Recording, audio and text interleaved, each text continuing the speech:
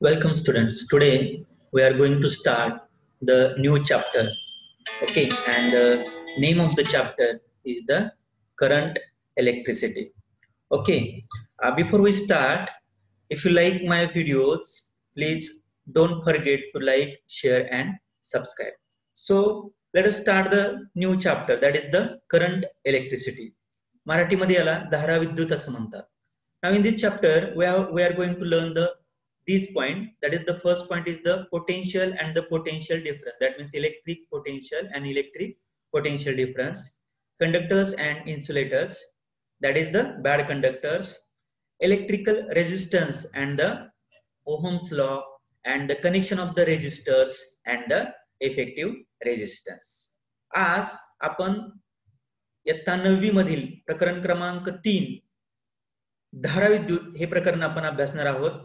त्याच्यामध्ये जे मुद्दे आहेत त्यातला पहिला मुद्दा आहे विभव आणि विभवांतर, म्हणजे विद्युत विभव आणि विद्युत विभवांतर, वाहक आणि विसंवाहक, विद्युत रोध आणि ओहमचा नियम, रोधांची एकसर जोडणी आणि समांतर जोडणी आणि त्याच्यानंतर परिणामी रोध. तर हे मुद्दे जे आहेत ते आपण आजच्या पाठामध्ये बघणार आहोत. So let us see electricity is of utmost importance in the modern world. आजचं जे काही आधुनिक संस्कृती आहे त्याच्यामध्ये इलेक्ट्रिसिटी जे आहे त्याचं अनन्यसाधारण महत्व आहे. We depend on it for almost everything in our day to day life. आपल्या दैनंदिन जीवनामध्ये अनेक गोष्टी ज्या आहेत तर त्या करण्यासाठी आपण काय करत असतो, इलेक्ट्रिसिटीवरती अवलंबून असतो. In order to avoid the inconvenience faced due to the failure of the power supply, the hospitals, banks, offices, and the private institutions make an alternative arrangement with the help of the generator. आता जर electricity supply जो अचानक cut झाला तर hospitals असतील, banks असतील, या ठिकाणी चालणार जे काम आहे की जे खूप महत्वाचं काम असतं त्या ठिकाणी, किंवा त्या ठिकाणी इलेक्ट्रिसिटी सप्लाय कट होणं हे कदाचित धोकादायक पण ठरू शकतं रुग्णांसाठी असेल हॉस्पिटलमध्ये, किंवा बँकेचं जे काही आर्थिक व्यवहार चालू असतात. तर यासारखे जे काही इन्स्टिट्यूशन्स असतात त्या काय करतात, इलेक्ट्रिसिटी जी आहे त्याची पर्यायी व्यवस्था त्यांनी करून ठेवलेली असते. म्हणजे काय करतात ते, दे यूज द जनरेटर्स, विद्युत जनरेटरचा उपयोग करतात. Electricity is use for running the electric furnaces, म्हणजे इलेक्ट्रिसिटी जी आहे त्याचा उपयोग हा विद्युत भट्टी जी आहे त्याच्यासाठी सुद्धा केला जातो, त्याच्यामध्ये पण केला जातो. Electric motors and the several other instruments are used in the industries, so they all use the electricity. Domestic appliances like fridge, electric oven, mixer, fans, washing machines, vacuum cleaner, roti maker, etc. have help us by saving the time and the labor.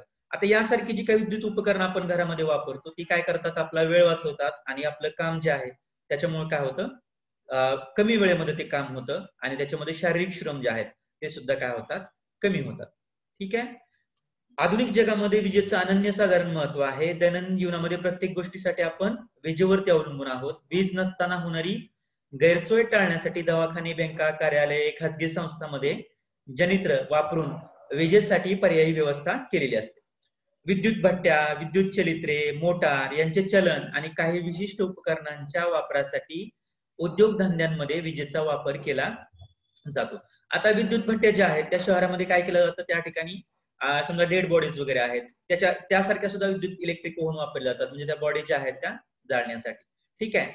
Fridge असेल, विद्युत oven, mixer, पंखे, धुलाई यंत्र, निर्वात स्वच्छता यंत्र म्हणजेच vacuum cleaner जे आपण म्हणतो त्याला मराठीमध्ये निर्वात स्वच्छता यंत्र म्हणतात, रोटी मेकर, अशी जी काही घरगुती साधनं आहेत तर ती काय करतात, आपल्या श्रमाची आणि वेळेची बचत जी आहेत ती केली जातात.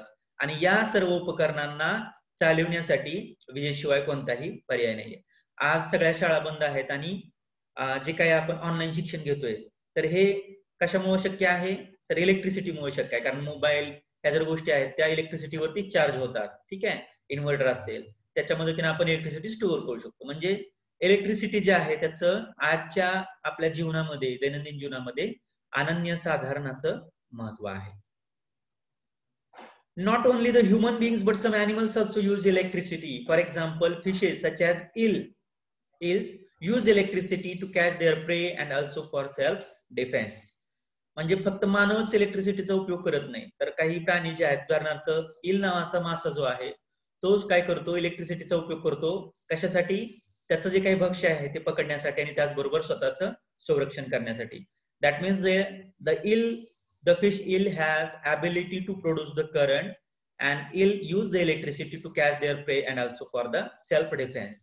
The lightning that strikes the earth is an excellent example of the natural flow of electricity. आकाशामध्ये जी काही वीज चमकते पहा, तर ते बघा कडाडून पडणारी वीज आहे, म्हणजे ज्यावेळेस पावसाळ्याच्या दिवसामध्ये वीज पडते जमिनीवरती त्यावेळेस, तर ही जी काही वीज असते ही नैसर्गिक विद्युत प्रवाहाचं एक उत्तम उदाहरण आहे. That means it is an good example of the natural flow of the electricity. What is, ठीक आहे, कडाडून पडणारी वीज हे काय आहे, नैसर्गिक विद्युत प्रवाहाचं उत्तम उदाहरण आहे. विद्युत निर्मितीसाठी धरणातील पाणी हे जे आहे ते उंच पातळीवरून सोडण्यात येतं आणि गुरुत्वाकर्षणामुळे ते खालच्या पातळीवरती पडतं. Okay, so water is released from the dam and the water in the dam is at a higher level. Okay, dam मध्ये पाणी जास्त उंचीवर असतं, तिथून सोडल्यानंतर ते काय होतं, गुरुत्वाकर्षण शक्तीमुळे खाली पडतं. म्हणजे आपल्याला माहितच आहे की दोन बिंदूमधील पाण्याच्या प्रवाहाची दिशा त्या बिंदूंच्या पातळीवरती अवलंबून असते. That means the water between 2 points, त्याचा जो काही फ्लो असेल तो कोणत्या दिशेला असेल हे कशावरती अवलंबून आहे, पाण्याच्या लेवलवरती, पाण्याच्या पातळीवरती. आपल्याला माहित आहे, तुम्ही आधीच्या इयत्तामध्ये शिकलेला आहात की पाणी जे आहे ते नेहमी काय होत असतं, जास्त पातळीकडून कमी पातळीकडे वाहत असतं. ठीक आहे, तर या तत्वाचा उपयोग हा काय केला जातो, जे काही डॅम्स आहेत त्या डॅम्स मध्ये इलेक्ट्रिसिटी जी आहे ती जनरेट करण्यासाठी केला जातो. ठीक आहे, now let us see one activity. So here the activity is given to understand the concept of the electric potential. ठीक आहे, so equipment, 2 plastic bottles. Actually here the jars are given. You can you are at a home now, so you can use the 2 plastic bottles. You have to take a rubber tube or you can take a straw or a small pipe, PVC pipe also, clamp and water. ठीक आहे, हे साहित्य लागतंय. Setup the experiment as shown in the figure 3.1. या पद्धतीने setup करायचा आहे. एक जार जो आहे तो स्टूल वरती ठेवायचा, त्याच्यामध्ये पाणी जे आहे त्याची पातळी पहा इथपर्यंत असायला पाहिजे. त्याच्यानंतर हे जे दोन हे दोन जार जे आहेत ते काय करायचे आहेत, अशा पद्धतीनं रबर ट्यूबने जोडायचे आहेत आणि त्याच्यानंतर काय करायचं, त्याच्यावरती क्लॅम्प लावायचा आहे. ठीक आहे, अशा पद्धतीने सेटअप करायचा आहे. Then remove the clamp from the rubber tube. त्याच्यानंतर हा क्लॅम्प काढायचा आहे. काय होईल पाहायच्या नंतर, when we release the clamp, what will happen, the water in this jar is at a higher level and water in this jar at a lower level. So according to the principle that water will always flow from a higher level to the lower level, then when we release the clamp, the water will flow from this jar to this jar until the water level does not become equal. Okay, जोपर्यंत या दोन्ही जार मधल्या पाण्याची पातळी समान होत नाही तोपर्यंत पाणी काय होईल, या जार मधून या जार मध्ये वाहेल. या ठिकाणी थोडस डायग्राम मध्ये करेक्शन करावं लागेल, थोडीशी चूक आहे कारण ही लेवल काय व्हायला पाहिजे, सेम व्हायला पाहिजे. ठीक आहे, तर हे दोन्ही इथली लेवल कमी व्हायला पाहिजे आणि ते काय व्हायला पाहिजे, ह्या दोन्ही जार मधल्या लेवल्स ज्या आहेत त्या इक्वल व्हायला पाहिजे. Okay, so they have asked the question, what happens when the clamp is removed, what will happen, the water will flow from the jar at higher level to the lower level. Does the water stop flowing? Yes, water will stop after some time flowing. Fine, when the water levels in both the jars will be equal, the water will stop flowing. Okay, what will you do to keep the water flowing for a longer duration? Okay, याचं काही जास्त question चा संदर्भ नाहीये तरी पण सांगतो की त्यांनी प्रश्न असा विचारलाय की या जार मधून या जार मध्ये पाणी जास्त वेळ वाहत राहावं याच्यासाठी तुम्ही काय करू शकता. तर काय करायला आपल्याला काय करू शकतो आपण, हा जो क्लॅम्प आहे तो पूर्ण रिलीज करण्याच्या ऐवजी आपण काय करू शकतो, थोडासा सेल केला तर पाण्याचा प्रवाह हा सावकाश या जार मधून या जार मध्ये होत राहील आणि त्याच्यामुळं या जार मधून पाणी हे या जार मध्ये जे वाहणार आहे त्याचा टाइम जो आहे तो काय होईल, वाढेल. See what they want to tell in this experiment. Okay, they tried to explain, we have to understand the concept of the electric potential. Okay, just like the water, म्हणजे अगदी पाण्याप्रमाणेच the flow of electric charge between the 2 points depends on a kind of electric level at those points. अगदी पाण्याप्रमाणेच म्हणजे पाण्याचा प्रवाह काय करतो, जास्त पातळी असलेल्या बिंदूकडून कमी पातळी असलेल्या बिंदूकडे पाण्याचा प्रवाह गतिमान होतो. अगदी सेम त्याच पद्धतीने इलेक्ट्रिक चार्ज जो असतो, पाण्याच्या ऐवजी आपण इलेक्ट्रिक चार्ज समजा घेतलं म्हणजे विद्युत प्रभार तर विद्युत प्रभार हा जास्त पातळीकडून कमी पातळीकडे वाहत असतो. Okay, the electric charge between the 2 point depends on a kind of electric level at those point and this electric level is called as a electric potential. आणि ही जी काही विद्युत पातळी आहे त्या विद्युत पातळीला काय म्हणतात? ओके, इलेक्ट्रिक पोटेन्शियल, विद्युत विभव असं म्हणतात. ठीक आहे. सो आपण याच्यामध्ये पाहिलं पहा, या डायग्राम मध्ये सगळी कृती मी समजावून सांगितली. चिमटा काढल्यानंतर काय होतं, पाण्याचा प्रवाह बंद होतो का? ठीक आहे. म्हणजे काय पाहिलं आपण या कृतीमध्ये, पाण्याप्रमाणेच विद्युत प्रभाराचा प्रवाह एक प्रकारच्या विद्युत पातळीवरती अवलंबून असतो. ओके, म्हणजे विद्युत प्रभार जो आहे तो कोणत्या बिंदूकडून कोणत्या बिंदूकडे वाहणार आहे हे कशावरती अवलंबून आहे? विद्युत पातळीवरती अवलंबून आहे. आणि त्या विद्युत पातळीला काय म्हणतात? विद्युत विभव असे म्हणतात. ठीक आहे. So this it is called as a electric potential. A positive charge flows from a point of higher potential to a point of lower potential. Now listen carefully. धनप्रभार जो असतो तो धनप्रभार नेहमी उच्च विद्युत विभव असलेल्या बिंदूकडून कमी विद्युत विभव असलेल्या बिंदूकडे वाहत असतो. We have seen earlier that electricity flows due to the conduction of negatively charged electrons. या आधीच्या यामध्ये तुम्ही हे शिकलेला आहात की विद्युत धारा जी वाहत असते तर त्याच्या पाठीमागे काय कारण असतं? Conduction of the negatively charge particles, that is the electrons. म्हणजे इलेक्ट्रिसिटी वाहण्याच्या पाठीमागे कारण काय असतं? कारण निगेटिव्हली चार्ज इलेक्ट्रॉन ज्यावेळेस गतिमान होतात त्यावेळेस त्याच्यामध्ये काय होत असतं? इलेक्ट्रिसिटी जी आहे ती वाहत असते. आता लक्ष द्या, धनप्रभार काय करतोय? हायर पोटेन्शियल कडून लोअर पोटेन्शियल कडे वाहत असतो. पहा, मात्र इलेक्ट्रॉन्स की जे निगेटिव्हली चार्जड असतात, the electrons flow from the point of lower potential to the point of higher potential. याचा अर्थ विरुद्ध दिशा आहे. म्हणजे पॉझिटिव्ह चार्ज जो असतो त्याच्या विरुद्ध दिशा असते निगेटिव्हली चार्ज इलेक्ट्रॉन्सची. They will always flow from a lower potential to the higher potential. That must you have to remember that. Okay, a lightning strike is the flow of electrons from a point of lower potential on the cloud to the point of higher potential, that means zero potential on the earth. ज्यावेळेस आकाशामध्ये वीज चमकते आणि ती जमिनीवरती पडते त्यावेळेस electrons जे आहेत ते कुठून कुठे वाहतात? The electrons will flow from the point of lower potential on the cloud. याचा अर्थ काय? ढग जे असतात तर त्या ढगावरती असणारं जे काही पोटेन्शियल असतं ते कमी असतं, म्हणजे कमी विद्युत विभव असतो. ठीक आहे, ज्याला निगेटिव्ह पोटेन्शियल असं म्हणतात. आणि जमीन जी असते त्याच्यावरचं जे काही पोटेन्शियल असतं, okay, to the point of higher potential म्हटलं. हायर याचा अर्थ जास्त विद्युत विभव, त्याला इथं झिरो म्हटलं आहे. इथं कन्फ्युज होण्याची काही आवश्यकता नाहीये. मायनस आणि झिरो याच्यामध्ये जर आपण कम्पेअर केलं की मॅथमॅटिकल लँग्वेज मध्ये सांगायचं झालं तर झिरोची किंमत ही मायनस पेक्षा नेहमी जास्त असते. ठीक आहे, त्याच्यामुळे इथं त्यांनी काय म्हटलेलं आहे? The electrons will flow from a point of lower potential on the cloud to the higher potential, that means the zero potential on the earth. ठीक आहे. So we shall study the definition of electric potential in the higher standard. आता electric potential जे आहे त्याची जी काही व्याख्या आहे ती पुढच्या इयत्तामध्ये आपल्याला शिकायची आहे. पहा, तर काय याच्यात पाहिलं आपण की धनविद्युत प्रभार हा अधिक विभव असलेल्या बिंदूपासून कमी विभव असलेल्या बिंदूकडे प्रवाहित होतो. आपण यापूर्वी अभ्यास केला आहे की बहुतांशी विद्युत प्रवाह इलेक्ट्रॉनच्या, ज्याचा विद्युत प्रभार ऋण असतो, त्याच्या वहनामुळे होत असतो. इलेक्ट्रॉन्स हे नेहमी कमी विद्युत विभवाच्या बिंदूपासून अधिक विभव असलेल्या बिंदूकडे प्रवाहित होतात.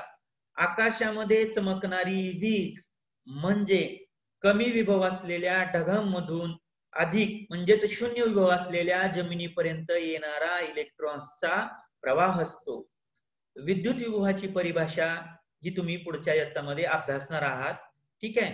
आता वाहक ए आणि बी या दोन्हींच्या विद्युत विभवातील फरकास त्या वाहकामधील विभवांतर म्हणतात. आता हे आपण समजून घेऊया या आकृतीच्या मदतीने. Okay, now let us try to understand what is mean by the electric, what is mean by the potential difference. आता पाठीमागची जी ऍक्टिव्हिटी त्याच्यामधून आपण काय शिकलो? इलेक्ट्रिक पोटेन्शियल म्हणजे काय शिकलो. आता ही जी डायग्राम आहे याच्यावरून आपल्याला शिकायचं आहे की पोटेन्शियल डिफरन्स कशाला म्हणायचं. ठीक आहे, now see the difference between the values of potential at the 2 point A and B is called as a potential difference between them. कोणत्याही दोन बिंदूंच्या दरम्यान असणाऱ्या विद्युत विभवामधील फरकाला विद्युत विभवांतर असे म्हणतात. ओके, कोणत्याही दोन बिंदूंच्या दरम्यान असणाऱ्या विद्युत विभवामधील फरकाला काय म्हणतात? विद्युत विभवांतर असे म्हणतात. आता आपण हे आकृतीच्या सहाय्याने समजून घेऊया. What is mean by potential difference? In the figure 3.2 a conductor A is at a higher potential. आता या आकृतीमध्ये ए हा जो काही कंडक्टर आहे, वाहक आहे, तो ॲट हाय इलेक्ट्रिक पोटेन्शियल आहे, म्हणजे उच्च विद्युत विभवाच्या ठिकाणी आहे.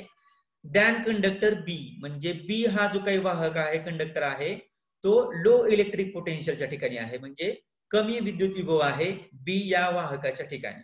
Okay, when these two are connected by a conducting wire, ज्यावेळेस आपण हे दोन जे काही कंडक्टर आहेत ए आणि बी काय करतो? एका कंडक्टिंग वायरने म्हणजे वाहक तारेने जोडतो. ठीक आहे, पहा ए हा जो आहे हा पॉझिटिव्हली चार्जड कंडक्टर आहे आणि बी जो आहे तो आहे निगेटिव्हली चार्ज कंडक्टर. ठीक आहे, हा पॉझिटिव्हली चार्जड आहे म्हणून या ठिकाणी हाय इलेक्ट्रिक पोटेन्शियल आहे, हा निगेटिव्हली चार्जड आहे त्याच्यामुळे या ठिकाणी लो इलेक्ट्रिक पोटेन्शियल आहे. आता ज्यावेळेस आपण हे दोन्ही बिंदू म्हणजेच दोन्ही वाहक हे कंडक्टिंग वायरने जोडतो, काय होतं पहा? when these two are connected by a conducting wire, a potential difference is created between its two ends. Okay, तर या वायरची जी काही दोन टोक आहेत, कारण एक टोक जे आहे ए या कंडक्टरला जोडलेला आहे, बी हे टोक दुसऱ्या कंडक्टरला, कंडक्टिंग वायरचं दुसरं टोक बी या कंडक्टरला जोडलेलं आहे आणि या ठिकाणी हाय इलेक्ट्रिक पोटेन्शियल आहे, या ठिकाणी लो इलेक्ट्रिक पोटेन्शियल आहे. त्यामुळं या वायरच्या दोन टोकांच्या अक्रॉस काय निर्माण होतो?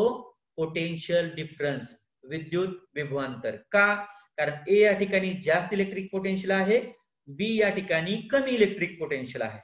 ठीक आहे, आपण आधी पाहिलं की इलेक्ट्रिक चार्ज काय होत असतो? नेहमी इलेक्ट्रिक चार्ज जो आहे तो सुद्धा काय होत असतो? जास्त विद्युत विभव असलेल्या बिंदूकडून कमी विद्युत विभव असलेल्या बिंदूकडे प्रवाहित होत असतो. आता या ठिकाणी काय होईल पहा? A potential difference is created between its two ends and electrons will flow from B to A through the wire. Okay, इथं निगेटिव्ह चार्ज जास्त आहे आणि त्यामुळं इलेक्ट्रिक पोटेन्शियल डिफरन्स याच्यामध्ये सेट झाल्यामुळं बी या कंडक्टरच्या ठिकाणी असणारे जे इलेक्ट्रॉन्स आहेत ते बी या वाहकाकडून या कंडक्टिंग वायरच्या थ्रू ते काय करतील? ए या कंडक्टरकडे गतिमान होतील. So this flow of the electrons will continue until the two conductors, that means A and B, have the same potential. जसं आपण आधीच्या कृतीमध्ये बघितलं, जोपर्यंत पाण्याची पातळी समान होत नाही तोपर्यंत पाणी जे आहे ते गतिमान राहतं, प्रवाहित होतं. त्याच प्रकारे जोपर्यंत दोन्हीही कंडक्टरवरती इलेक्ट्रॉनची संख्या समान होत नाही, म्हणजेच दोन्हीही कंडक्टरवरती असणारा विद्युत प्रवाह हा बॅलन्स होत नाही, समान होत नाही, तोपर्यंत इलेक्ट्रॉन्स बी या वाहकाकडून ए या वाहकाकडे वाहत राहतात. A and B have the same potential, that is until their potential difference becomes zero. म्हणजे जोपर्यंत A आणि B या दोन कंडक्टरच्या दरम्यान असणारा पोटेन्शियल डिफरन्स शून्य होत नाही तोपर्यंत इलेक्ट्रॉन्स गतिमान राहतात आणि एकदा का या दोन्ही मधला पोटेन्शियल डिफरन्स शून्य झाला की इलेक्ट्रॉन्स जे आहेत ते काय होतात? ठीक आहे, पहा या ठिकाणी आपण बघतोय की ए हा जास्त विभव असलेला वाहक आहे, बी हा कमी विभव असलेला वाहक आहे. जर हे दोन्ही वाहक वीज वाहक तारेने जोडले तर तारेच्या दोन टोकांमध्ये विद्युत विभवांतर निर्माण होईल. ठीक आहे, कारण या ठिकाणी उच्च विद्युत विभव आहे, कारण या ठिकाणी कमी विद्युत विभव आहे आणि याच्यामुळे इलेक्ट्रॉनचा प्रवाह बी या वाहकाकडून ए या वाहकाकडे सुरू होईल. ए आणि बी या दोन्हीही वाहकावरील विद्युत विभव जोपर्यंत समान होत नाही तोपर्यंत हा प्रवाह जो आहे तो सुरू राहील, म्हणजेच या दोन्ही वाहकातील विद्युत विभवांतर जोपर्यंत जेव्हा शून्य होईल तेव्हाच इलेक्ट्रॉनचा प्रवाह जो आहे तो आपोआप थांबेल. ठीक आहे, आता मी तुम्हाला आणखी विद्युत विभवांतर म्हणजे काय समजून सांगण्याचा प्रयत्न करतो. समजा ए हा जो बिंदू आहे या ठिकाणी काय आहे? उच्च विद्युत विभव आहे. समजा आपण तो म्हणूया इथं +10 एवढा इलेक्ट्रिक काय म्हणूया त्याला आपण इलेक्ट्रिक चार्ज आहे एवढा असं आपण गृहीत धरूया. ठीक आहे, किती? +10 एवढा. आणि या ठिकाणी समजा ऋण असल्यामुळे तो समजा -6 एवढा विद्युत विभव आहे, ठीक आहे, कारण मायनस चार्ज आहे याच्यावरती, ठीक आहे. आता +10 आणि -6, ठीक आहे, म्हणजे किंवा 6 धरूया आपण या ठिकाणी, प्रभार जो आहे तो 6 धरूया, इथं 10 आणि इथं 6, तर हा जो काही डिफरन्स येईल 10 - 6 = 4, ठीक आहे. तर हा जो काय असेल तो काय असेल, पोटेन्शियल डिफरन्स असेल. हे फक्त मी समजण्यासाठी सांगतोय, ठीक आहे, असं एक्झाम मध्ये लिहायचं नाहीये. हे फक्त मी समजण्यासाठी सांगितलं की विद्युत विभवांतर म्हणजे काय. विद्युत विभवांतर म्हणजे काय, दोन बिंदूंच्या दरम्यान असणारा जे काही विद्युत विभव जे आहे त्या विद्युत विभवातला फरक म्हणजेच काय आहे, पोटेन्शियल डिफरन्स, ठीक आहे. सी, आपण या ठिकाणी पाहिलं की पोटेन्शियल डिफरन्स म्हणजे काय. वाहक ए आणि बी या दोन्हींच्या विद्युत विभवामधील फरकास त्या वाहकांमधील विभवांतर असे म्हणतात, ठीक आहे. आता see, work has to be done against the electric field to take a unit positive charge from a point of lower potential to the point of a higher potential. आता हे समजून घेण्याचा प्रयत्न करा. समजा बी या ठिकाणी एक युनिट पॉझिटिव्ह चार्ज आहे आणि तो युनिट पॉझिटिव्ह चार्ज जर का आपल्याला लो इलेक्ट्रिक पोटेन्शियल कडून जर हाय इलेक्ट्रिक पोटेन्शियल कडे पाठवायचा असेल, आता नीट लक्षात घ्या, आपण आताच काय शिकलो की धनप्रभार हा नेहमी काय होत असतो, हाय पोटेन्शियल कडून लो पोटेन्शियल कडे वाहत असतो. पण समजा आपल्याला फोर्सफुली तो लो इलेक्ट्रिक पोटेन्शियल कडून हाय इलेक्ट्रिक पोटेन्शियल कडे पाठवायचा असेल तर त्या ठिकाणी काय घडेल, कार्य घडून येईल किंवा त्या ठिकाणी कार्य करावं लागेल. Work has to be done against the electric field, म्हणजे जे काही चुंबकीय म्हणजे विद्युत क्षेत्र आहे त्या विद्युत क्षेत्राच्या विरुद्ध कार्य करावं लागेल जर आपल्याला एकच धनप्रभार हा कमी पोटेन्शियल कडून जास्त पोटेन्शियल कडे पाठवायचा असेल तर. सो वर्क म्हणजे त्या ठिकाणी कार्य हे जे आहे ते काय होणार आहे, घडून येणार आहे, ठीक आहे. धनविद्युत प्रभार मात्र कमी विभव असलेल्या बिंदूपासून जास्त विभव असलेल्या बिंदूपर्यंत जर स्थानांतरित म्हणजेच पाठवायचं असेल करण्यास विद्युत क्षेत्राच्या विरुद्ध कार्य करावे लागते, ठीक आहे. So in this video we had learned the two concepts, mainly what is mean by the electric potential and what is mean by the potential difference. या व्हिडिओ मध्ये आपण विद्युत विभव म्हणजे काय आणि विद्युत विभवांतर म्हणजे काय याचा आपण अभ्यास केला. Okay, I will tell you once again, if you understanding what I am teaching to you, then you must like my videos, share and subscribe. So thank you all of you. We will meet in the next video.